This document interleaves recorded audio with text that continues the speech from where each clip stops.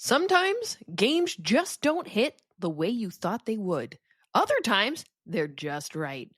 Joelle did not go bananas for Donkey Kong Bananza, while Leah had a fantastic time playing 2 Point Museum Fantasy Finds DLC. Plus, we bring back Walk Down Memory Card Lane for this week's Game On. All this and more on the GOG cast right now. Get ready for the Girls on Games podcast, your weekly dose of news, reviews, and everything video games. Always served with a good helping of hype and just a pinch of salt. And now, your host, Leah.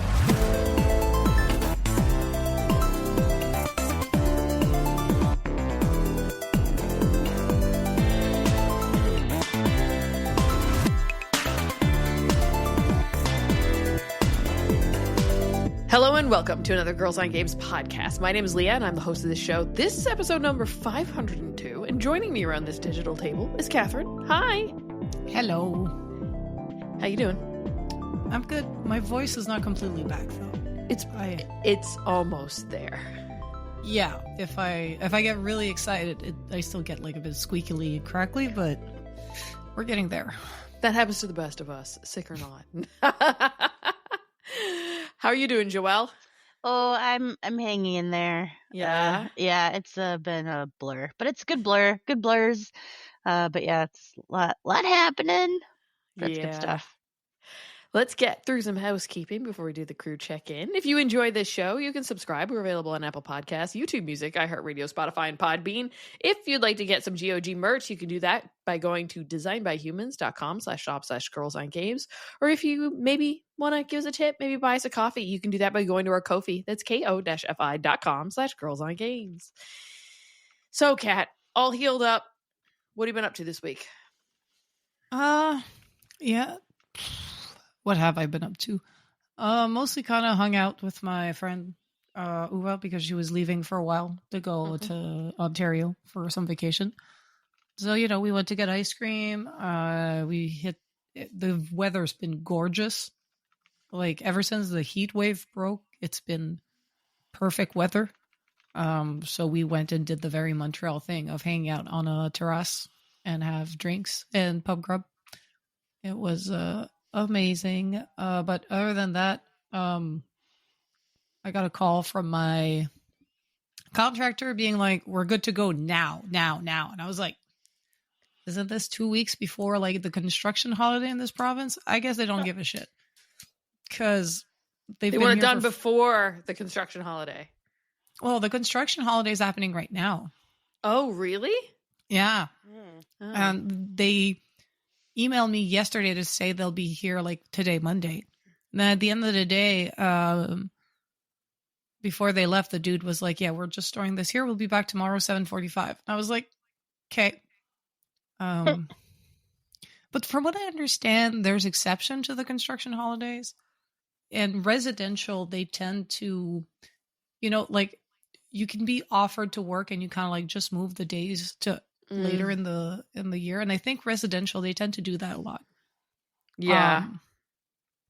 And this company, they mostly do like masonry and balconies. So I'm guessing for them to like take time off during the summer is probably not the best idea. Right, So, because they have downtime. Well, they can't later work on in during the year. winter. Yeah.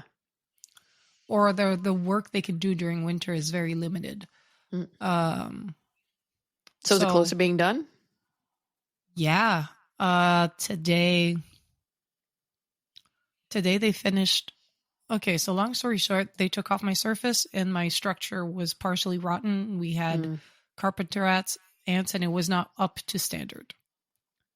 So I actually had to pay extra for them to rebuild the thing. So they had to redo the structure or fix it, and it was a thing. And lumber is so expensive. I was like, oh God, we did it. But yeah, today they finished the structure. I have my new surface. It's not cracked. It's solid. And then they did the underneath part, the soffits. Soffit? I don't know. The soffit? Yeah, the soffits. Thank you. Mm-hmm. And tomorrow they're going to come back, do the fascia, Yep. and they have to reinstall my guardrails. Mm. Right now they're in the plants, chained up to my So no one walks away with it? they Yeah. chained them up to my stairs straight That's up. funny. What a hassle. Yeah. Yeah, they had to hide some of the materials on my balcony today so that it's like nobody can see it. Mhm. But also like my stairs are not fully fastened yet. Okay. So they've got stuff saying, "Hey, don't go up the stairs." Mhm. So yeah, I am pretty excited. Mhm. I think tomorrow they might be done with the construction part, Nice. and then I just have to wait because he subcontracts the paint to somebody else. Mhm. Okay. Yeah, they because of the licenses how they work. Oh, okay. Okay. That makes So sense. he's like, I don't want to pay for a license for painting, so he just has a painter he really likes. Mm. And basically I pay him and he pays the painter. Mhm.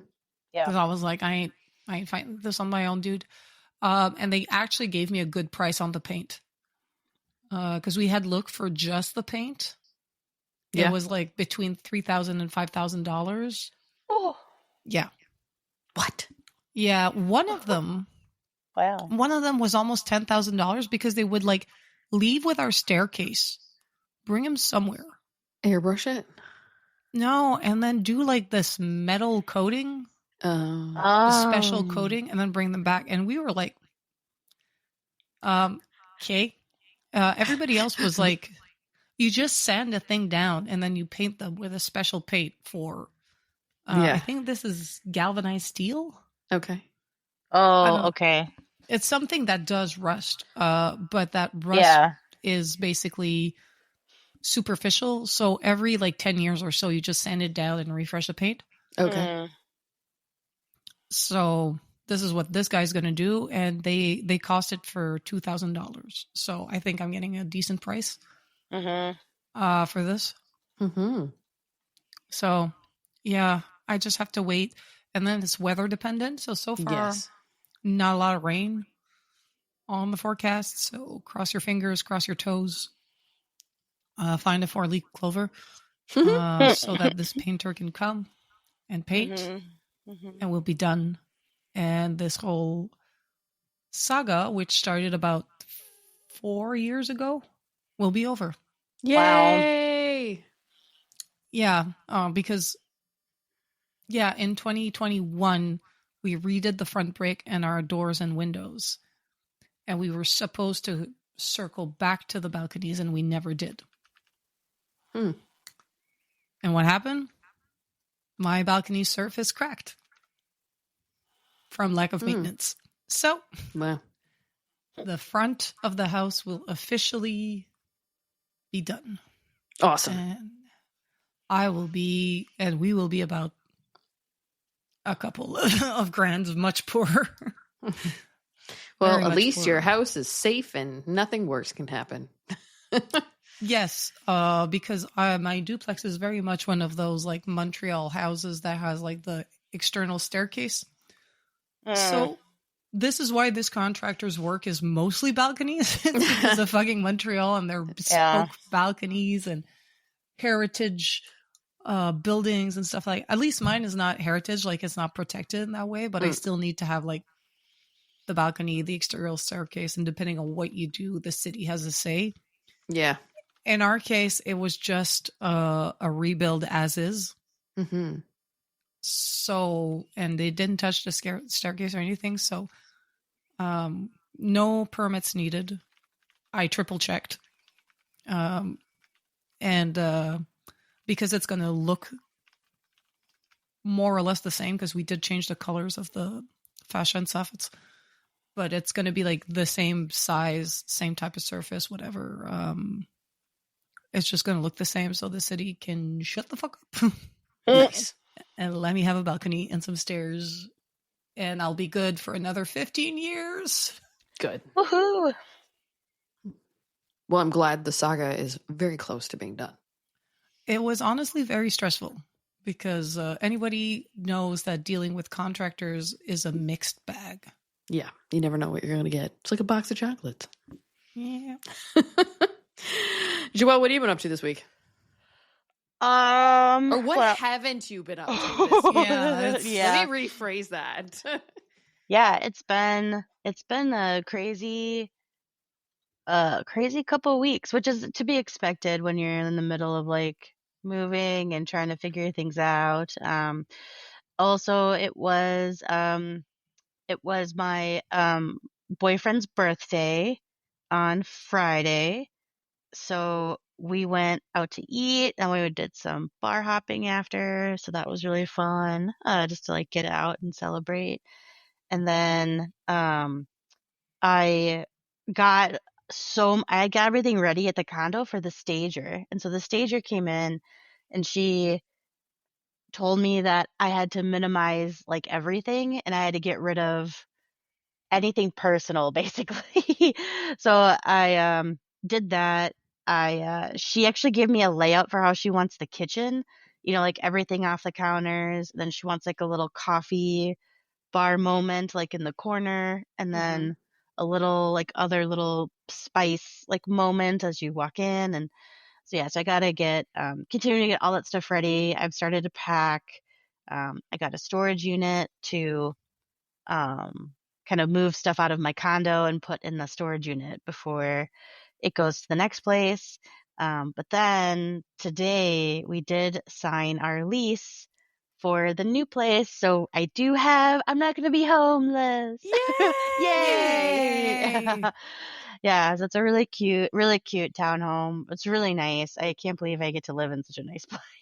It's really nice. And we're staying in the same, kind of in the same area. So it's really close. It's only like 8 minutes away from where I live now. So, Oh, fantastic. so it's nice to stay close, and we're right by a park and a lake. And so yeah, it's going to be really nice. So, yep. So we have a move-in date of August 15th. So I'm going to definitely be moving that day so I can get out of the condo and kind of let the realtors do whatever they need to do with it, and hopefully it'll sell like in September sometime. I'm hoping like that'd be fantastic. So then get that off of the plate, and then then we'll kind of go from there. So like it feels just like some of the things are happening. At first when I started this, it felt like there were so many things that were unknown, and it was really stressful. And now I'm like, wow, like things are kind of falling into place, and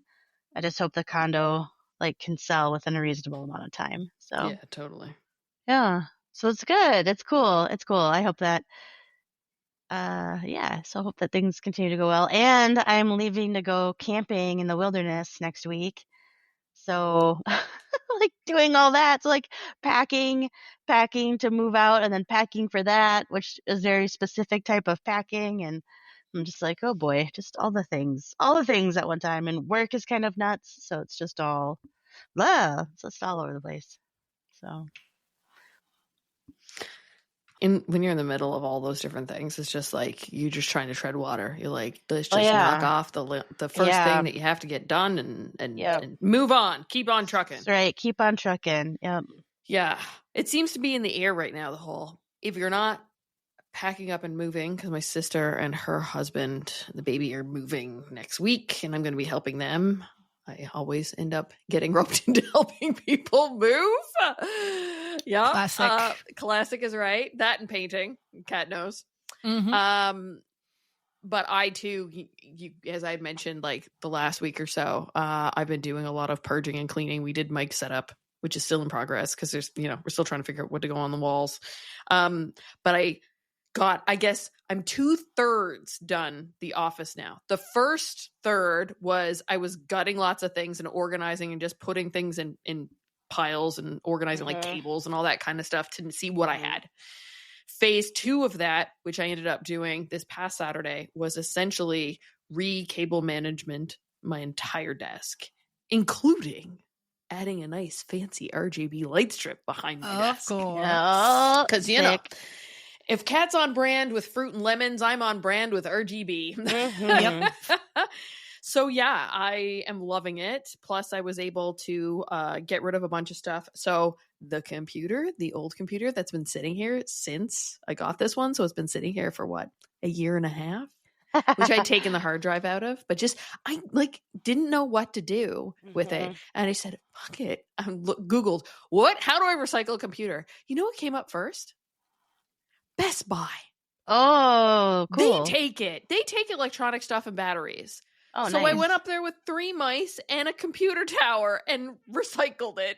I'll end up taking cables there later. But yeah, I was totally surprised. I had no idea that they did that. So that was super handy, and I needed to go to Best Buy anyway. So a good way to get me in through the door. And we went and donated a bunch of stuff. So now I have a very small pile of things here yet to go through. Mike has a little pile of stuff by his sim setup, which was like paperwork and guitar stuff and whatever. I just need him to go through it, and then it's going to be just sorting out all the drawers and getting rid of those cables and stuff, and then I will be good. Because there's no point in having a robot vac if it can't see the floor to be able to vacuum, right? It's Exactly. bouncing around, hitting random objects and stuff. So the living room will be done. The sim setup was done. Office is almost finished, though not painted, but it needs to be painted in here. But one thing at a time.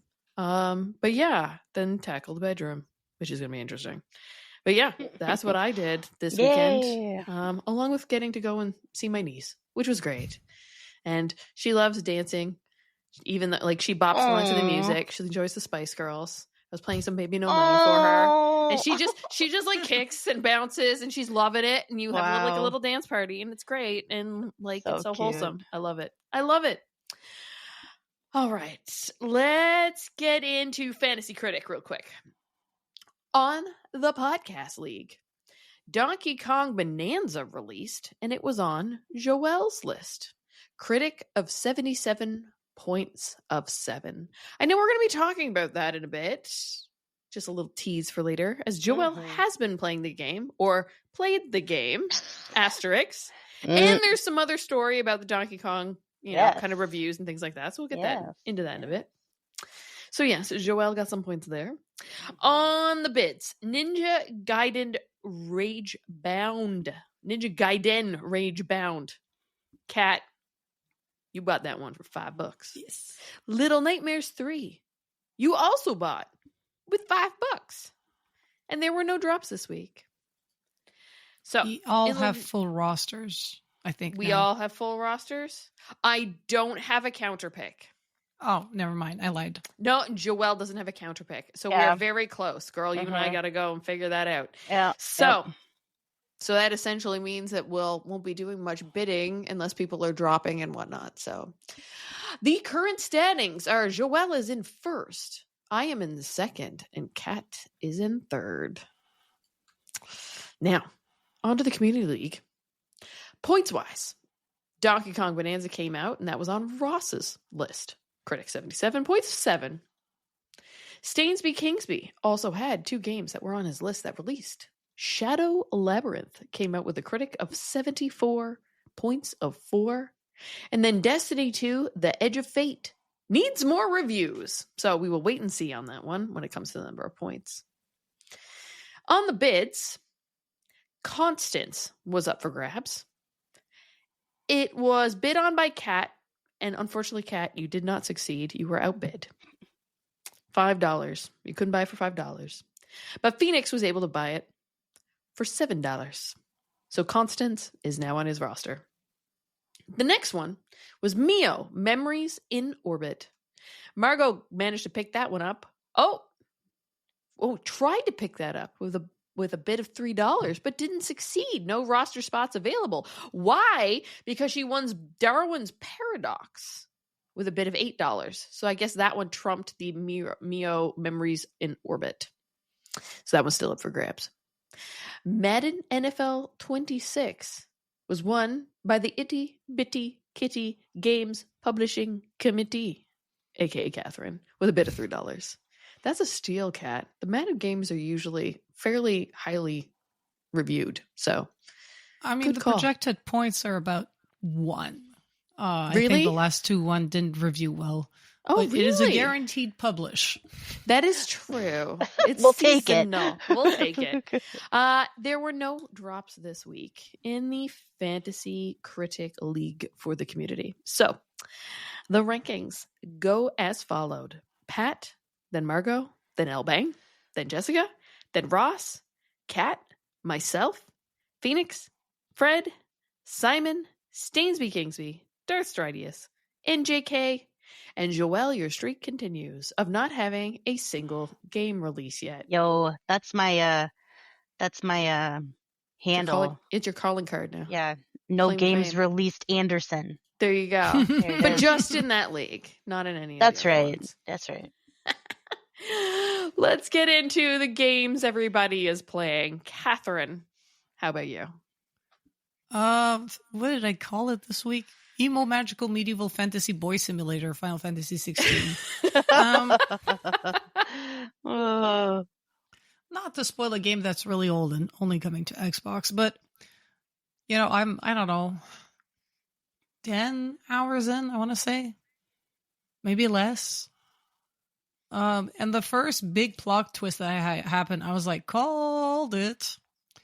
And then Clive started to feel sorry for himself after he found out he's one of the most powerful people on planet Earth.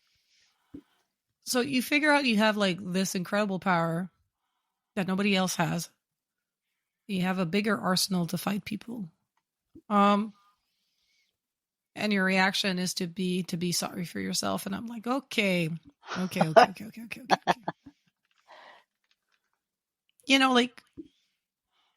To be fair, he's convinced he might have killed his little brother, but I'm like, sometimes Final Fantasy, this game Final Fantasy is hard. If final is the fantasy hard. I don't know how else to put it. Like, the setting feels very European medieval. It feels very like German and English, like really like Anglo-Saxon Germanic vibes. Mhm. Like the setting is very much these types of castles, the armor and everything. Yet you have dragoons. People summon shit like Bahamut and Ifrit, and the classics. That's Final Fantasy. Shiva. Yeah. The normal rostered of spirit gods that come down to smite your enemies. Exactly. Then you have potions and high potions, and some of the attacks are like fucking fire, Firaga, and whatever you name it.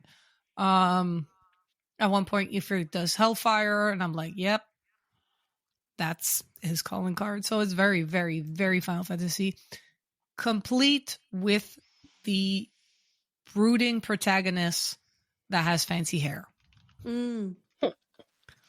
So, all in all, I'm really enjoying it, though. It's troping hard, but you like it. I am, if you enjoy Final Fantasy for the Final Fantasy-ishness of it, it's really good.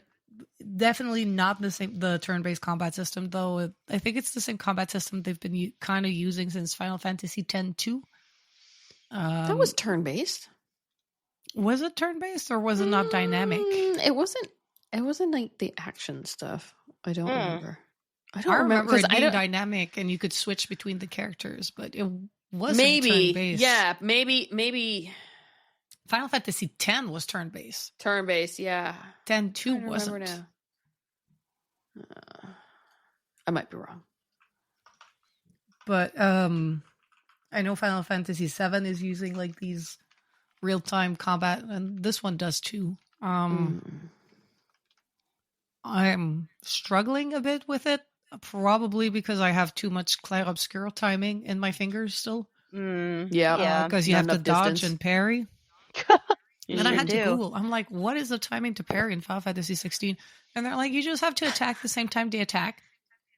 Just got to figure out the timing. And I'm like, so I'm good with the dodging, doing perfect dodge, so you can do punishing moves that way. And I'm building combos. You know, you can build up combos a bit a la Devil May Cry. It's just less spectacular than Devil May Cry or Bayonetta. But you know, it's fine. It's very Final Fantasy. I wish the guy would cheer up though. Is he that moody? Thank God for Sid and Sid's voice actor. I forgot his name. Sid voice actor. I need his name. Also, he voices the Green Knight in The Green Knight. Ralph Ineson. The kind of voice that could read you the phone book. I'll have to look him up. I don't. Or I've probably heard him in a video game before. Oh yeah, he's in many games. He's in many movies also. Oh yeah, he is. Oh yeah, he's a 6'3" English actor and narrator, known for his deep Yorkshire accent and authority figure roles. Best known for his roles as Chris Finch in BBC sitcom The Office, Dagmar Cleftjaw in Game of Thrones, and Amicus Caro in the final 3 Harry Potter films. Oh, okay. I think if you saw him, you would know who he was. I just looked at a picture of him. I know. Yeah. Yeah, totally. Totally. But yeah, he's amazing, and he voices Sid. Nice. And I really, really love him in that. But yeah, everybody told me it's a long game, so I don't know. I'm kind of going through it. Shout out though for them not making an open world. It's very much more like on rails with a few like side quests and stuff. Which, if you're gonna make a 40-hour game or a 50-hour game or a 100-hour game, you might as well do it on rails, because I'm not gonna. I'm not gonna explore the fuck out of it as much if I'm not fully invested. It's been really hit or miss for me for the big open worlds. Games like Horizon still hit because their world building is incredible. For stuff like Final Fantasy 15, the open world section was good, but they didn't commit to it, and it just the last like third of the game was on rails. I'm like, if you want to do it on rails, just do it on rails. And this is what they did for this game. Essentially, you have a map and you can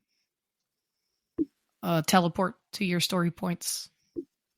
And when you're like out in a level doing shit, you can always teleport back to the hideout if you need to go back and upgrade your shit.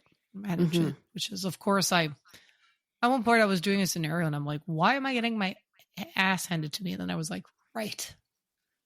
So I went back to the hideaway, I upgraded my gear, and then I opened the abilities menu and I spent some points.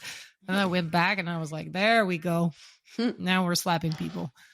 But yeah. All in all, decent game. Like, I know it's coming to Xbox, so if you're like a high fantasy medieval fan, or just like, hey, I haven't played a Final Fantasy in a while, skip Final Fantasy 15, play this one instead. Did you play 15? I did. Yeah. When it came to Game Pass. Right. It was just before the Xbox Series X. It was the last game I finished on my Xbox One X. Oh, okay. I remember that. Yeah, Final Fantasy 15 is not a bad game. It's just you see the game that it could have been and that it wasn't. And then you get this scripted ending that's like, we're trying to be Kojima, but we're not. I had to Google, like, what the fuck did I had to Google what the fuck did I just watch? So I don't know if 16 is going to be the same, but so far it's more straightforward. It's really like they're doing this premise. Some people are called dominants, which means that they can call on the power of Acons, and Acons are basically summons. You know, Shiva. I feel like they've used Acon in other games too. I think so. They go too. back and forth between calling them summons and Acons. I feel like I've heard that before. And basically, people can draw ether to themselves, which is like the basis of magic in Final Fantasy. And, you know, they can channel these Acons that are like, I saw Bahamut and Odin at one point in a cutscene. It's basically, I think the premise is, so far it's warring kingdoms. There's a blight, of course, like as nature degrades, kingdoms fight. I have no idea what caused the blight. I have a feeling it might be related to Clive because it is the protagonist of a JRPG with fancy hair. So clearly he's going to do something about it. Yeah. The story's way more interesting and way more interesting than Final Fantasy 15. Final Fantasy 15, you were the prince. There's a coup. You're a prince. There's a coup. And then you end up on a road trip with like your 4 bodyguards in a car. And for a while, you seem like completely removed from the conflict that caused your father to get assassinated. And then at the end, you're just trudging through a prison. Yeah, I remember that prison being a key moment that everybody hated. Because it's a fucking corridor. It's a corridor that lasts like for the last 10 hours of the game. Yeah. And then you get an ending that's like super cryptic. So far, this one in terms of storytelling seems a bit more like sequential, but also consequential. Okay, cool. As in like they're building they're connecting threads and you know, making a cohesive story that you can follow. So yeah. Cool. I'll keep playing it. I don't know how long it's going to take me, but also, like I said last week, really enjoying the PlayStation 5 as a console. Very fancy. Very well made. I looked up Final Fantasy X too. It does not have a traditional, strictly turn-based battle system. It uses active time battle, where it's similar, but instead you're waiting for a gauge to fill up before you can act. So I guess if you have a faster character, their gauge would fill up faster. I remember it being different. Yeah. I remember bits and pieces of that game. I feel like I played it in a blur. Now we tease this off the top, but Joelle, you went hands-on with Donkey Kong Bonanza, and did you go bananas? I dug myself into a hole, and I don't want to climb out of it. I smashed through all the walls, and I tried. I really did. I feel like I'm going to have, a very outlier opinion on this. But I pre-ordered the game so that I could play it right away. And I was so excited to play it.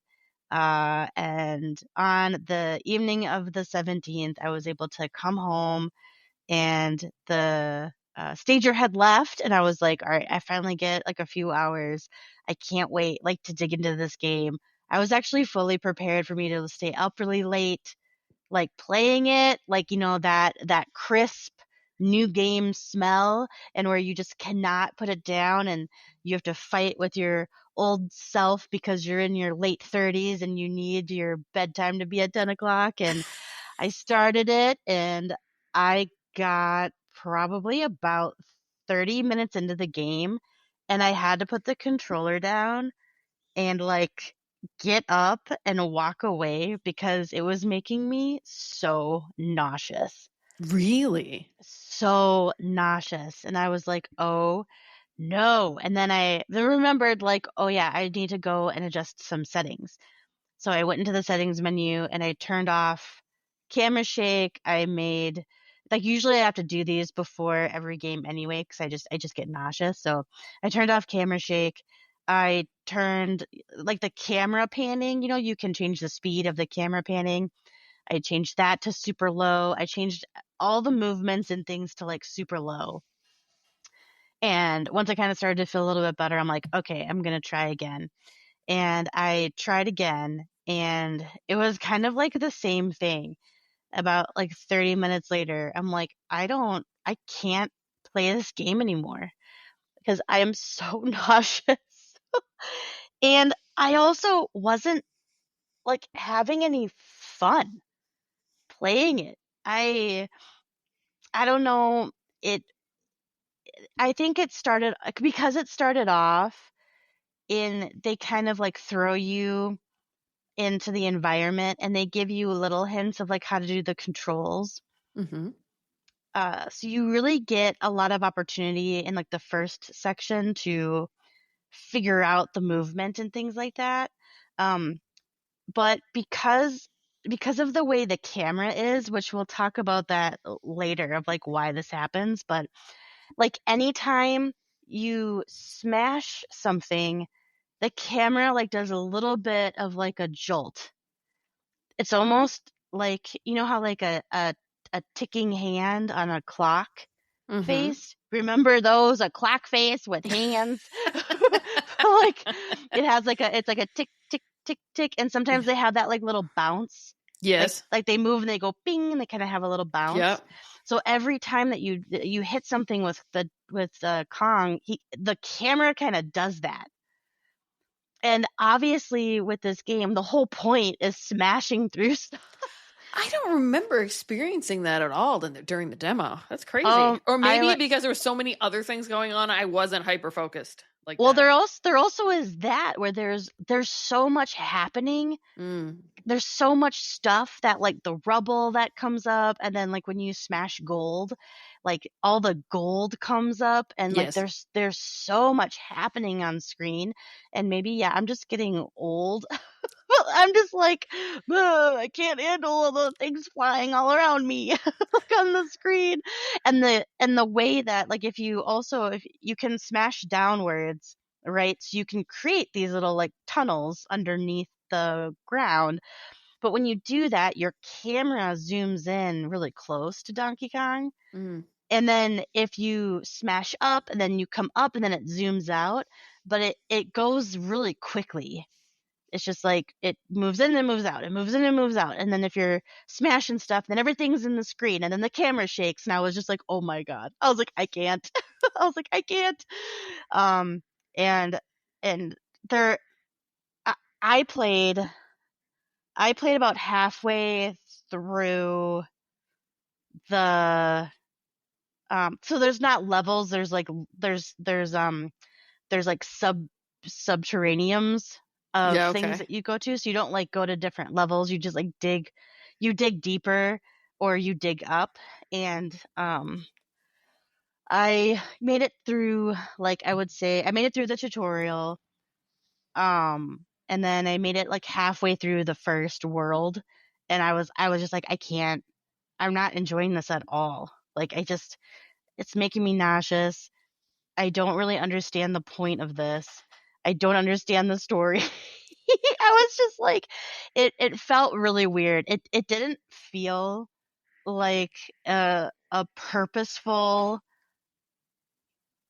narrated game. Like it felt like a really long tech demo. Like that's what it felt like to me, based on like the characters that you interact with, the story that they set up, um, the movement. Kind of, I feel like the lack of polish in the way that the camera moves. So so I played this for about, I would say probably about 3 hours. My Switch clocks it at 3 hours. And I actually got a hold of Nintendo because I'm just like, I just want to tell them. And I went online first, and then they told me to call. So I did You call. called Nintendo? I called Nintendo. That's still a thing? I called Bowser. I called Doug Bowser. Doug Bowser, I got a Hello, bone this to is pick with you. Nintendo. How may I help you? And It's me. it's me. So I just told the guy like, hey, like, obviously this game came out, and I'm letting you know, like, I'm having a terrible time with this, like the nauseousness and the camera. And I was like telling him this kind of stuff, and he was so nice. He was like, I deal with motion sickness too, so I totally understand. And he was the nicest phone rep from Nintendo. And he's like, well, how many hours do you have in the game? And I'm like, well, my Switch says 3 hours. He's like, okay. He's like, well, and he's like, and you bought it, you pre-ordered it, and you've only had this title for like maybe a little over a day. And I was like, yeah. He's like, okay, well, since you've had it for less than 3 days, and she's like, do you even want to keep playing it? And I was like, nope. I'm like, I'm not going to play this game at all. And he's like, okay, well, we'll give you a refund for your game. So Wow. I did get a refund for it. And he also told me that I was nice, and I wasn't expecting a refund, but I was just like, hey, I just gotta let you know, like, for your logs, like, I'm having a horrible time as a person that kind of is prone to motion sick. Yeah. And but yeah, they gave me a refund, and now that title is off my Switch. And I if you like this game, and I know it's getting so much hype, it's getting Game of the Year, it's getting all this stuff. So part of me was like, what is wrong with me? Like, what is happening? Like, I don't understand. I don't understand why this game is getting so much hype. And I found a few other people on Reddit. We're a lonely little camp, but I read kind of their reviews of it, and I do agree. I guess I'm just a part of the people that, like, don't enjoy a Hulk smash game, because it really is. If you change Donkey Kong to Hulk, I wondered if people would like this game as much as they do. A part of me wonders if it's a bit of the nostalgia and hunger for a new 3D platformer from Nintendo. It's a new console, and it's Donkey Kong. Yeah. And I think that it kind of goes a long way. And I'll explain a little bit more later when we get to the news, because there's another thing that I uncovered as I was kind of diving into this, because I think that this, to me, like, I think it got kind of in a weird way with development, because it originally was supposed to be for the Switch 1, and they uncovered a new way to do something. But to me, it doesn't. In the first 2 hours of the game, this main character could have been anything. It didn't have to be Donkey Kong. I got zero Donkey Kong lore, like, character interaction besides DK. I I don't know. I was like, I don't understand how this is a Donkey Kong game, and I played, through the tutorial. So I don't know. I know I'm on a lone island. You can at me. I don't care. I just Well, I don't. I didn't like the game. I don't think it's a good game. but the critics are not that ecstatic about it. Like on the Fantasy Critic, it's 77. Yeah. Yeah. It's not that high for a mainline Nintendo game. Yeah. True. I'm curious to see if there's, like, significant, like, if there's some people that are really hot on it and other people that are like Joelle, who are, and that's what made it hit that, like, moyenne of 77, right? Yeah. There's some people who really like it and some people who are just not feeling it. Yeah, and honestly, I was looking into maybe, like, getting a Switch 2 and, like, to play Donkey Kong and to play Mario Kart, because I was like, oh, if Donkey Kong's good, and then I'm sorry, I don't know if you can hear the airplanes behind me. I had to open my window. I'm dying. That's fine. And I live in the corridor of the airport, so sometimes I get Boeings, large Dreamliners wanting to land. But yeah, I was, like, thinking, like, and that with Pokemon coming, I'm like, that's 3 solid games I want to play. So maybe I should look into the console, and then kind of, like, backlog game a bit, like I was supposed to do with the PlayStation 5 and didn't do. And now that I heard what you said, Joe, I'm like, and we tend to have the same triggers for motion sickness. So I'm like, if this camera is shit, I'm fucked. I'm not going to play this. I can't at all. Were you playing handheld? No, I was playing on my TV. On top of that? Okay. Interesting. Yeah, I had the big screen, and they, and their accessibilities. And okay, so then I played Donkey Kong, and I let it, I let it rest for a day. I tried again, and I was like, nope, like, I can't play. I just kind of know. I'm like, I can't play this game. So then I waited for a little bit, and then I booted up Odyssey, because I was like, okay, it's the same studio. It's so similar. If you played Odyssey, you're gonna immediately have that familiar feeling from the studio too. So I'm like, okay, I'll go back to Odyssey and see how I feel then. And there's really distinct differences that I'm kind of, at first I was surprised as to why they couldn't implement this into Donkey Kong. But again, with the news story that I found, I do understand why. But also with Donkey Kong, you're really close onto him as a character, and with Mario and Odyssey, your viewpoint of him is you're farther away. so you can see more of the area that you're in. Okay. As you're kind of rolling around, so Is you're that not grounding you? so you're not as close. Okay. And obviously he's not as big Yeah. as Donkey Kong. And then also the camera doesn't, because you're not like smashing, the camera is so much more fluid, and you control more of where the camera is going. So I can like have Mario platform somewhere, and the camera really doesn't move all that much until I kind of move with it. And so I think that there was some really big differences. And so cause I'm like, I don't remember getting sick playing Odyssey like at all. No, me And neither. yeah, and that's totally fine.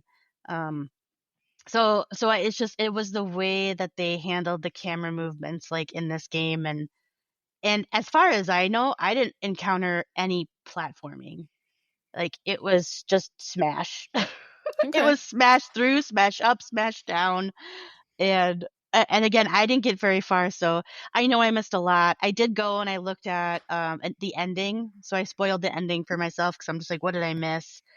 And I don't think I missed anything.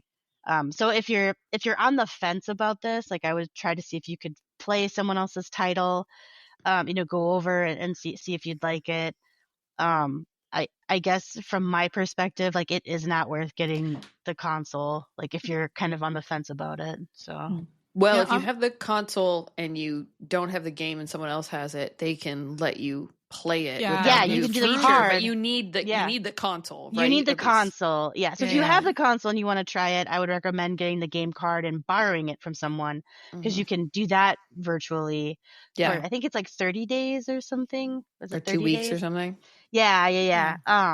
But Or if it's you to re-ping or something like that. Someone has to Yeah. reauthorize it. They Yeah. don't have a R- demo. I don't know if Just they in have the a demo demo. store. People Maybe don't the do that demo. shit. Yeah, I don't know. Because, I mean, they had a demo at that event. So maybe there is a demo. I don't know. I don't know. But I guess, like, because you have to buy this game in addition to the console. Although I did see a few bundles. There were a few bundles online. But I guess just a word of caution around, like, what it is. But it just was my experience, and it's not for me. It's not for me. Yeah. So. But it's also like, in terms of, I know you have other gripes, like in terms of like game design and story and the game as a whole. But in terms of motion sickness, sorry, some of the fixes are so simple, right? Because when I launched Jedi Survivor, it was like instant motion sickness.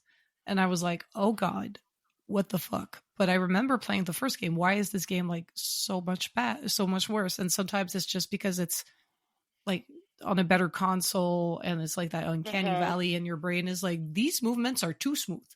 And I went into the settings, and they had you could activate a reticle that's in the middle of the screen. Yeah. And that anchors your eye, right? And that's enough to trick your brain into being like, no, it's not, we're not moving. We are looking at a stationary object. We're looking at a movie. And I'm wondering if there's like, and that was a very small change. I'm wondering if there's something they can do. I'm pretty sure there's like camera work, and a lot of it sounds like software related. So that could be patched through. But I think like a lot of it for motion sickness, there's a lot that they could do to minimize it. And it's not redesigning the entire game, the camera and the controls. So yeah, I know that when I talked to the Nintendo rep, like, I asked him, like, well, do you know anything about a patch, or has anyone else talked about this? And he just said, like, he's like, I don't know a lot of details. He's like, but I do know that there won't be a patch coming anytime soon. So that's why he offered me the refund as well. He's like, it won't be fixed soon. And I was like, okay. I'm like, well, if I hear that the camera gets fixed, or is better, I'm like, maybe I'll pick it up and try again, because it's not a hard game either. And I know people have finished it kind of fast. So if I just try to do the puzzles and not, because you kind of want to smash everything, because, like, that's kind of fun. But there's so much happening on screen, and then it doesn't become very fun, because then it's almost like you're like cheating a little bit, because you're just peeling through the subterranean. So So I don't know. I thought, well, if they fix the camera, it still would be interesting to play the game, but not anytime soon. Like I'm not gonna, and I'm not gonna pay full price. It was $75 US for this game. Like I'm not. No, no, thanks. Nice enough to give you a refund. That was very nice. Thank you, Nintendo. Yep. Yeah, because this is the new full price game. Yes. Yep. It's a full price game at the new Yep. price. At the new price. So yeah. $79.99 is Yep. usually our price, but no, Yep. it's now your price, and we get Yep. higher. Mm-hmm. Yeah. Yep. I am taking a wee break from fantasy life because earlier, like in between last podcast and this podcast, some DLC came out for 2 Point Museum. Ooh. And it's called Fantasy Finds. So it's essentially a whole new map with a whole new expert type, fantasy expert. And it's all based around D&D because your expert has different characteristics, including it can either be actually, hold on. It's one of a different class: barbarian, wizard, rogue, and bard. And within that, they each have a degree, and there's a counter, and you can upgrade these, of strength, dexterity, intelligence, or luck. And that comes into play as you go and do your expeditions. And certain expeditions, the way that 2 Point Museum works is on the map as you're going to, explore and find your items that you're going to put in your museum, you need to have certain upgrades or items or things like that in order to counter getting like really bad things happening to your characters as they go out on expedition, right? So it could be that you get cursed, or you get an injury, or you get sick, or heaven forbid you become MIA and you lose a character that you spent lots of time kind of trying to level up, right? Which is a pain in the arse. So it just brings a different spin on it. So not only are you thinking about like what characters you should be sending out on expeditions, this also comes into play with inside your museum. So out of the 4 classes, who do you think's probably the best of giving tours in your museum? Maybe the bard? Yeah, probably the bard. I was going to say, I don't know, the barbarian can make for good comedy, though. Yeah. They would be a very very dynamic tour. Sounds scary. Yeah. But yeah, and like it kind of interacts with the other abilities too, because as you level up your characters, you give them other features like they're really good at restoration or surveying land or giving tours or whatever, right? So yeah, a whole new theme available. It says there's 40 new exhibits of magical properties to hypnotize guests with, sometimes literally. A new expert type, new map to explore, exclusive decorations, items, utility items, interactive displays, helicopter paint jobs, 3 new guest archetypes. And it's a lot of fun. And there's really they've really kind of dug into the story a bit, because the person who used to be curating this museum disappeared and you're like trying to find them. The very first item that exhibition object that I found was essentially a treasure chest full of gold, but it was actually a mimic. So I was going to say, was it a mimic? Rude. And like I found like what looks like speedy boots that you can like put as like they're like a boot with like wings on them, kind of like boots of haste. Boots of haste. So you could put them on display as a museum item, or you can put them on a character and they work really freaking fast, but then you don't get the bonus of like it being like an item that someone can go and explore, enjoy in the museum. But like, you can go get more. You can just go do another expedition and grab another one, right? Funny. So yeah, it's really fun so far. I played yesterday and today, and yeah, really just got me hook, line, and sinker back into 2 Point Museum again. And like I hadn't finished the other game. I like my other kind of thing. I've moved on to other games and stuff. You guys know how it is. There's so many things that came out. So so yeah, this kind of reinvigorated my love for this game. I had to sit back for a second and be like, how does this all interconnect? Oh yeah, now I have this added level of an expert that has 4 class types and then like 4 for, I don't know what you call them, abilities within that, right? So Oh, you can multi-class like in true D&D. Oh yeah. So I've got a wizard who's good at intelligence and dexterity, and then I've got a rogue who's got pretty good dexterity and strength. And my barbarian right now is just like he's super strong. But like you go find them, and then also you can go and hire them, and then you put them off doing other missions and things like that. And then there's interactivities with some of the other museum types as well. So like I had to go and do something that was related to the water and the aquatic stuff with a marine expert and a fantasy expert, and I got a swordfish, which was a fish with a sword for a nose. Like literally, because that's this game and that's their humor. So yeah, way to hook me back in again. This is so fun, though. They got the humor down pat. Like, as somebody who played a lot of D&D, like they played a shit ton of D&D themselves. Like, amazing. I can't wait to find. It looks like there's an item that looks like a D20, or a museum exhibit that looks like a D20. Mm-hmm. I love when the mimic like starts becoming a creature and his tongue hangs out and stuff. And the thing is they don't interact all the time. And it's fun just to like, you're letting your museum run, and then you just follow around one of the users who are in the space, the museum patrons, and see what they decide to play with and mess with, and if they get turned into another creature or something like that. It's fun. I love it. These games are so good. That's so fun. Wackadoodle. This is exactly my type of humor. All right, folks, this is a video game podcast, but let's play a podcast game about video games. Walk Down Memory Card Lane is back. Oh! Bringing back an oldie but a goodie. So, I was talking with my brother-in-law yesterday? Saturday when I was over their house. And he asked me the question, what games would you want to kind of bring Emma through when the time comes, right? When she gets older. Important question. question. I knew exactly where I was going to start. And that's what inspired this game today. So, this game released on November 4th, 1994. Ladies, please start the guessing. 94? 1994. November 4th, Chrono Trigger. No. Yes, that's exactly what I want to play with a kid when they're learning. Yes. 94. So would that be the SNES, or would that be the original? I think they overlapped well, I mean, I can give you that hint.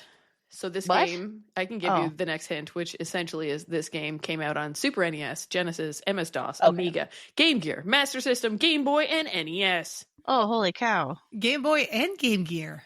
In a form, yes. In a form? What forms were there? Oh, it's probably one of those super hard Disney games. Lion King? Aladdin? Yes, Catherine, it's Lion King. Oh, nice.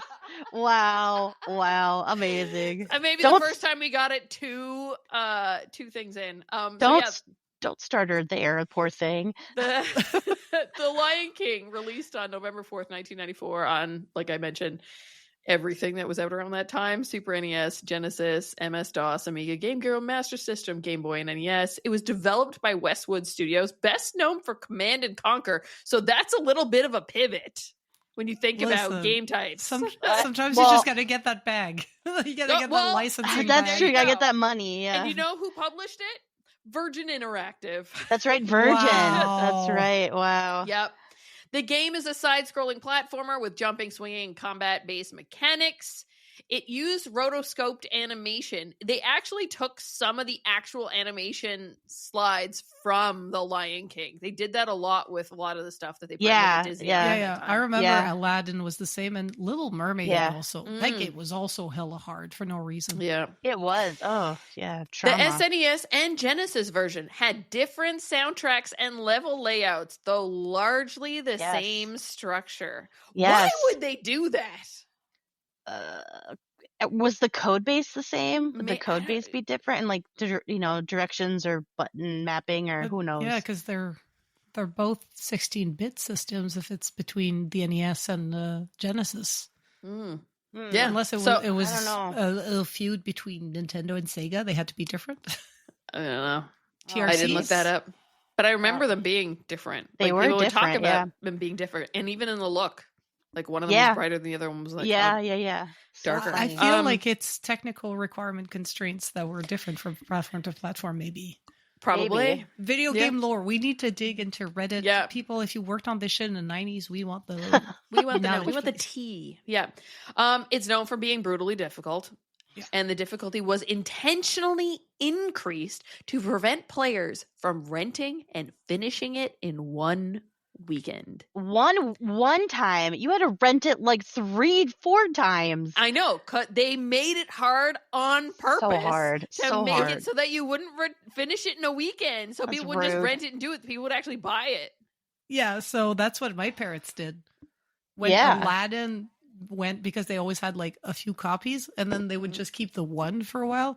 When Aladdin was in the bargain bin, Yeah. my dad like went in to like drop some stuff, and he saw it in the bargain bin, and he just fucking bought it because I had him rent this shit every other weekend. And as soon as he saw it on the bargain bin for less than $20 in the 90s, it's still pretty expensive. That's still Yeah. expensive, yeah. But he bought it used from like whatever hole in the wall video store we would rent our shit. And he brought it home and he was like, here you go. They Leave got me your alone." money. Leave me alone. And I didn't. And I spent the last of that year just beating that game. I didn't rent another game. I didn't ask for another game. I was obsessed with fucking Aladdin. Well, I mean, the soundtrack was like next Oh, level so too. good. Oh, And yeah. the animation and like, Yeah. oh, so good. They were It was just basically wrong for it to be as hard as it was. It was No, so it It was. was wrong because So it's like a wrong. kid's game. Yeah. It was the quintessential Disney, though. Like, from what I remember from The Lion King and Aladdin, and it was They all basically were hard. the movie in a video game with the Pretty much. soundtrack and the songs and the character models and the animation. The scenes, yeah, everything down to the like from yeah. Aladdin, it was like 8 or 10 levels, and it would progress as if you do like in the movie. Mhm. Basically, Yeah, you start yeah. in Agrabah, and then you go into the cave, and then you have like the princess's Palace. castle, the palace. and then you have Yeah. you take her on the fucking magic carpet ride of death. of death. Yeah, Of death, yeah. Shit like I don't that. know what was worth that level or the stampede in Oh, that Lion Oh, King the was- fucking stampede! that in Lion that King was emotionally hard. damaging as well as emotional difficult. damage. It was. It was like I can't say this for several reasons because I'm sad and I'm terrified. Yep. It was included in a 2019 Classic Games collection, and in that remaster, it included both the SNES and the Genesis version, plus Cool. other features like they had rewind and all that kind of stuff. But I was having a conversation with my brother-in-law, and he was like, what kind of games? And I'm like, I'd love to play the Disney games, but I don't want to punish the child. Yeah. You So, gotta yeah. teach them young. You Gotta know, teach him. Yeah. I Yeah, guess. get start good. with the Disney games, and then they'll graduate into the Soulsborns. There you go. You know, There you she go. actually could just start with Donkey Kong if she wants. Whoa. Okay. Shots fired. Shots fired. All right, ladies, let's take a wee break and get into news of the week.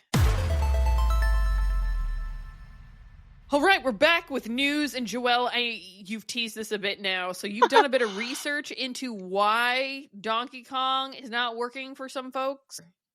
I needed some answers. I was just like, what is happening? I need to understand a bit more. So I tried to find spaces where they weren't just praising the game up and down, and for good reason. I was just trying to find a different angle.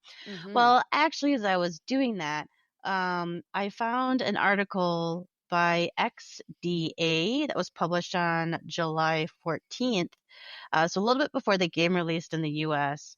And it was talking about, you may think it's just clickbait because the title is The Switch 2 has barely been out a month and Nintendo is already hitting the console's hardware limitations. And you're thinking, are you crazy? Like, this was the whole point, like, of this new console, is to get this updated hardware so that it can run games smoother, faster, and glossier. And so the article is actually a piggybacking out of a different article that was run by La Vanguardia, where they interviewed the game's producers, Kenta Motakura, and the director, Kazuya Takahashi. And so they sat down with both of them to talk about the game and what people could expect from it. And the interview starts off like pretty standard, the article says, but things take an interesting turn when the interviewer asks about the performance of the game, stating that they noticed frame drops while playing the game. They then asked if Nintendo knows about this issue, and Takahashi replied thusly, and this is a machine translated quote from him. So Takahashi says there are several factors to consider. First, we intentionally use effects like hit stop and slow motion to emphasize impacts. Second, because we use voxel technology, there are times when there are major changes and destruction in the environment. We're aware that performance may drop slightly at these times. However, as you say, overall the game is smooth, and at points where large-scale changes occur, we prioritized fun and playability. So, if you were like me and you're like, what does this voxel technology mean? It explains that in the article that the voxel technology is one of the game's biggest draws. Voxels are essentially 3D pixels. Imagine a world constructed with teeny tiny Minecraft-like blocks, and you have a good idea as to what a voxel is. So they're creating a world with voxels that allows players to create and destroy things in impressive ways, but keeping track of all those tiny cubes that can take a toll on performance. As such, if you have a massive dent in the world of Bonanza, it may end up being too much for the Switch 2 to handle and cause a performance drop. So the article kind of ends with, hoping that the developers are going to come up with a idea of how to improve performance. But for the time being, like, this is how it's going to be. So, and I did experience this. The game intentionally wants you to go through sections where it's just a smash-a-palooza, and you're just supposed to smash through everything and to gain coins or to gain treasure. And as you're doing that, like, there's frame rate issues in the game, and your camera, because they're using that stop motion graphics and stop motion kind of angle, it is really choppy, which is kind of funny that this is the second mainstream title, first, kind of big splash for the Nintendo Switch with a new game, and it's already having frame rate issues. Yeah, that's crazy. It is crazy. So if you're not interested in reading the article, I actually then found a really cool YouTube video by Game Explain, and he also talks about voxels in depth, based on the Nintendo's. They published a article about voxels. So if you want to go see that, you can check out this Game Explain. They also, at the beginning of this video, show a demo that was kind of the origins for Donkey Kong, where it looks like it's set in a Mario Odyssey like world or engine, and you're a Goomba, and the Goomba has little floaty hands that are in fists, and the Goomba is like punching through walls, like almost as if you were holding the Joy-Cons and you're like punching. And so you can punch through walls, you can grab bits of wall and throw it. And they're saying that this was pretty much like the inception of Donkey Kong, and what they were going to do for Donkey Kong. They're like, this type of movement and destruction is perfect for this character. So it is really interesting because I think I don't know, to me, like when I saw this, like when I saw the Goomba demo, it all kind of came full circle to me a little bit, where I'm like, I think Nintendo saw that they had this cool technology on their hands and they really wanted to get it into the players' hands, and I felt like they then, I don't know, maybe a little rush, little wanted to get it out the door, wanted to put it in the new console, and kind of slapped the sticker of Donkey Kong on it and sent it out the door. And I'm sure it was way more than that. I know there was a lot of work put into the game, but I think it's just interesting in thinking about the possible evolution of like how this went in development. So I just thought that was kind of an interesting take on it, and the whole voxel technology, I'm sure we're going to be seeing more and more of as we go forward. Yeah, totally. I'm gonna have to watch that afterwards. I think I saw that pop up in my feed, and where I hadn't played Donkey Kong yet. Yeah. I didn't click on it yet, but no, I'm gonna go watch that. Yeah, but essentially voxels are Minecraft cubes. It's just Minecraft keeps the cube big enough. Yeah, that they're supposed to be like a meter in size. Yeah, and I think like honestly, if Minecraft can run on a potato, I think Donkey Kong Bananza can be optimized, because I get it that these kind of voxel things are very taxing on the CPU, and that's your biggest bottleneck. And the Switch has always been a glorified Android tablet, right? In terms of, hardware. It's And some people are defending them, saying, they make these concessions for price. I'm like, the thing is not less expensive than an Xbox or a PlayStation. Yeah, and no, you would not never, anymore. never give these platforms the kind of grace you're giving Donkey Kong. Yes, absolutely. Absolutely. I am Nintendo fangirl. I have the nostalgia. Like my first ever console, sorry, I hit my mic. My first ever console was the Nintendo Entertainment System, and my favorite handheld was the original Game Boy. And those things always delivered. And somehow since the Wii U, since the Wii U, not the Wii, the Wii U, shit's been going down the drain. We're not seeing the fruit, like we're not seeing the advantage of all the trade-offs we're doing.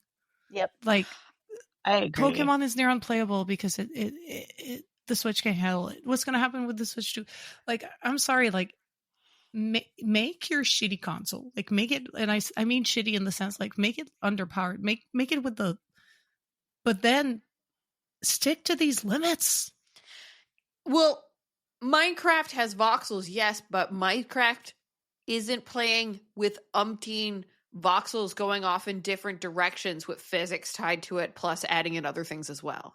Exactly. Because when you use TNT, well, no, when you blow something up with TNT, you don't see those things go different places. Well, I guess they kind of do. But this is a concession that was made because of the limitation. Yeah. Because they wanted the game to run well. Minecraft chose build stability and optimization over VFX and prettiness. And Nintendo seems to make the decision to be like, we want it to be pretty, but then it's not that pretty when you look at it. No. I mean, if you compare like something to like Astro's Playroom, I'm like, this is not that pretty. And I get it. You want it to be also handheld. Then go full on into handheld. Do like mobile games do. They make the concessions they need to make for their games to run smoothly. And sometimes I feel like, you could have done Bananza for it to run well and smoothly. But that meant it would visually less impressive. Well, maybe if you had taken off some of the features, like Joelle was saying was causing her grief, like the animation bounce, right? Like, does it need to bounce like that? Because then not only that is you're trying to render all these objects going different places with physics and the bounce at the same time, right? Yeah. I remember playing my time at Porsche when I was playing that on the original Switch, and it did have a bunch of like issues when I was playing it because, and that game is on umpteen other platforms as well and probably runs great. But one of the key features is you go into these areas and you dig and you mine for items, right? And the way that they do it is almost like it's a big pile of clay and you hit something, and depending on, like, sometimes you might hit a bigger crater, sometimes you hit a smaller crater, like, and different, has different things, but like the earth deforms, but there's nothing flying off too much anywhere unless it's like a random item here and there. Not like what I saw happen in Donkey Kong, where it was like tons of stuff going places. It fills the screen. Yeah. Like you can't even see Donkey Kong anymore. And I believe, like, also the level that I played, I feel like they took the map of some of the kingdoms from Mario and just changed a little bit of terrain and color, and it felt so similar. And when I saw some of the other levels that I didn't play, they also again felt really similar. Like, a part of me was like, why couldn't you just make Mario Odyssey 2 and then as Donkey Kong, and you go through the same levels but you smash it to find new treasure? I'm like, that would have been better than I think what I got. And I'll just say one more thing about Donkey Kong. He has feathers, not fur. His fur looks like feathers. Like, they look like feathers. They move like feathers, and I just couldn't unsee it. And so I ruined that for you. You're welcome. They reused the boa from Mario Odyssey from Pauline. Yeah. Doesn't she wear a boa? I think. Yeah, Something I like think that, so. Yeah. So, but yeah. All right, let's jump to the next story real quick. Kat, go ahead with this one. Yes. So really quickly, if you are familiar with the YouTube channel of Australian reviewer and video game person Skill Up, they just launched their website called This Week in Video Games, himself along with a full roster of game journalists. And basically their premise is there's no ads, no filler, all killer. So they're going for quality, not quantity. And they're funded by patrons. But essentially there's a portion of the site that is paywalled. So if you are a supporter, you have access to the entire site. But the free version is not, you're not missing on a lot of content. All the news, reviews, and previews are for free. What's behind the paywall is essentially access to interviews, deep dives, and columns, which those will get rotated out of what I understand the free version, and those are locked. They're archived behind the paywall, and of course, you get access to all the YouTube, the video content, ad free. The whole site is ad free, so I'm like, you know what? That's already a big plus for me.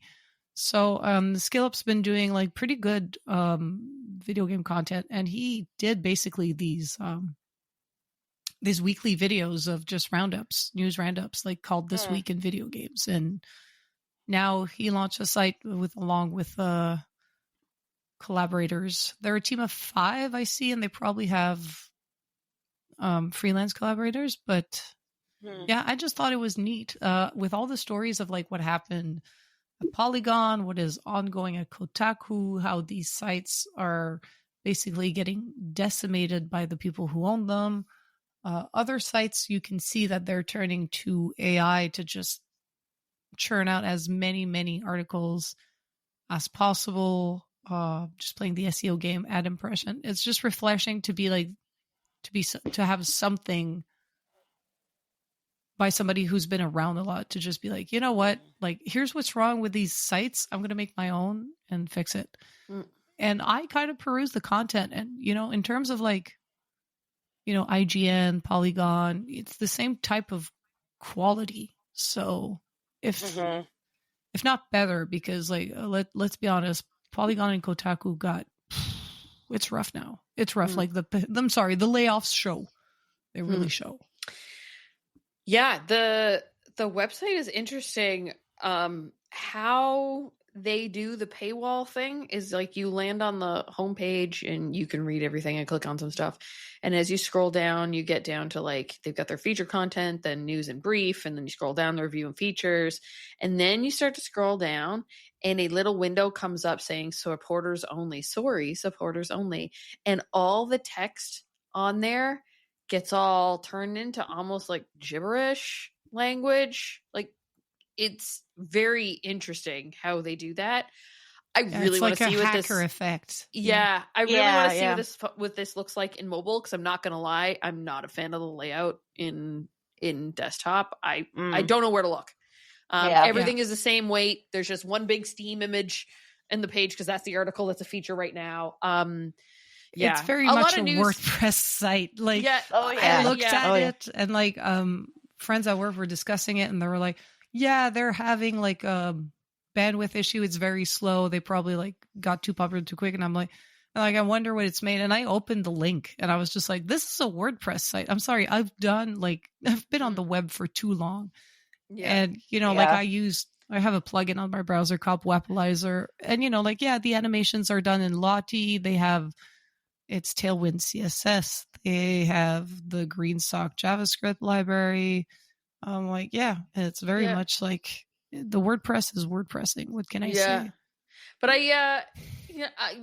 kudos to them for going down this route, because that's also one, a ton of work, and to put and then to do it. And it looks like now they've got their show and they talked about it on their YouTube show and things like that. I'm be watching this. It's nice to see something new come, considering we keep seeing cuts. Yep, exactly. But I feel like I'm going to enjoy this page more in mobile. Yeah, and also like if you go into the subsection, like if you go into the review section compared to the homepage, there's like two cards up to have like the two main stories, and then the rest is just a grid.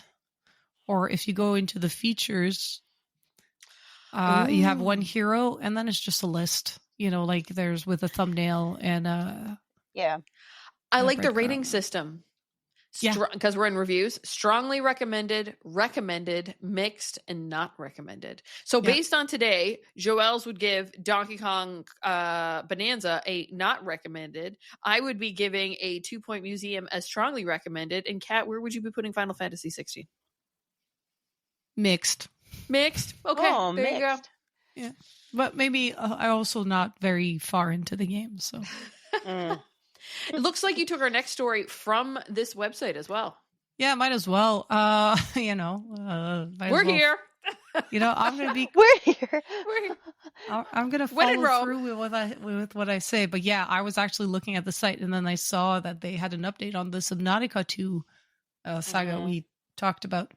And I had to this quote was, So Krafton respond to the lawsuit of the former leader. So as we discussed last week, the game got pushed back. Krafton had promised 250 million bonus depending on if Outer Worlds hit their revenue goal, but by pushing back the game, it felt like they didn't want to pay the bonus. And then Krafton was like, but no, the game is not ready. And then they pushed the 3 leaders of the studio out. And then those are suing Krafton. Those 3 guys are suing Krafton. And in the meanwhile, people actually making Subnautica are stuck in the middle. Mom and dad are fighting. And hopefully they get to make the game, a game that we're all going to love. Yeah, so I really want this game. This is the statement from Krafton regarding the lawsuit. Krafton's decision were made to ensure Subnautica 2 is the best possible game and lives up to fan expectations. Releasing the game prematurely with insufficient content, failing short of what fans expect in a sequel, would have both disappointed the players, who are at the heart of everything Krafton does. Every corporation says that. You're not special. And damaged the reputation of both Subnautica and Unknown Worlds brands. While we are disappointed that Charlie, Max, and Ted have filed a lawsuit seeking a huge payout, we look forward to defending ourselves in court. We look forward to defending ourselves in court. Sassy. That is That is a You're sentence. doing it. That I is am a sentence. quoting their press release. They said that. In the meantime, Crafton remains focused on what matters, delivering the best possible game as quickly as possible to Subnautica fans.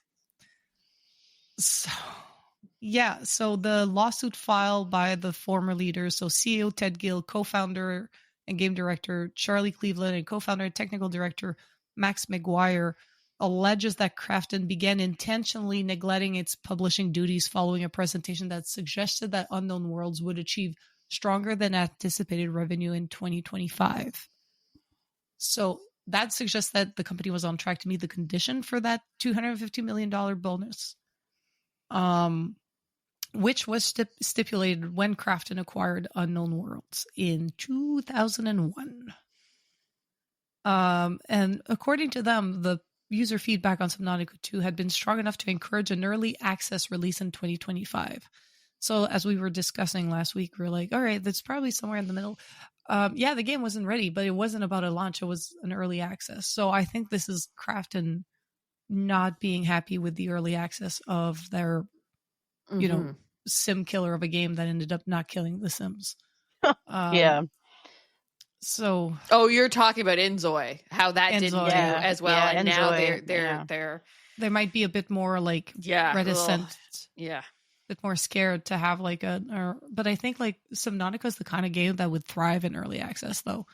Oh yeah, and it's also like a studio that knows how to work in early access, right? They're not new for this. So Crafton delayed Subnautica 2 to 2026. And that current Unknown Worlds employees will share in a $25 million payout if revenue targets are hit. But I don't know if that $250 million bonus might be moved to 2026. But I have a feeling not. No. I think like it just feels sus, because I think even if the content was not there yet, if they release the game in early access and the core of the game, like the gameplay experience and the fun of it, was there for them to maybe like have that in the game, the hands of players, and fine tune that while they work on content, I think it would have worked fine. It would have been fine, because again, this is an audience that is used to early access. And this is a studio that had a successful early access as not only as a way to make sure that the final game is great and polished and a success and a critical success, but they also made it a financial success. But there still has to be something in the early access to keep people there. And if there wasn't, then like they said, that could be more damaging than good. Yep. Exactly. Yep. It's why we stuck around with the Subnautica OG as long as we did and played it in every different iteration as it came out. Okay, so technical difficulties. Leah just lost her internet connection. So I think we'll just wrap up this episode. And we'll just keep an eye on what's happening with the Subnautica 2 story as it evolves, and see if there are more updates on Donkey Kong to make it less pukey. Joelle, where could people find you? People can find me on social media at JoelleLauren87 on Instagram, at Blue Sky at Joelle Lauren, but always post on the Girls on Games Discord. Come and say hi. I'm CSDESBINS on Instagram, Blue Sky. Leah is at Leah Jewer in most social spaces. For Girls on Games, if you want to follow us, we're at the Girls on Games on Facebook. I forget our handles. I'm not gonna lie. Does she have this notes, or does she knows it by the top of her head? So it says in the conclude. So we got the Girls on Games on Twitter and Facebook, Girls on Games on Instagram, Thread, and Blue Sky, and then Discord.me/Girls on Games. And then always you can check out everything that there is on their website, girlsongames.ca. I got you, Kat. Yeah, thank you. Know where the socials are. Yeah, and make sure to check out the show notes on girlsongames.ca, because I do put up all the links to the articles. So we'll have a link to all the articles, the Game Explain video, as well as the This Week's in Video Game website. So thank you, Joelle. Thank you, Leah. Thank you, everyone listening. And we'll catch you next week. Bye. Bye.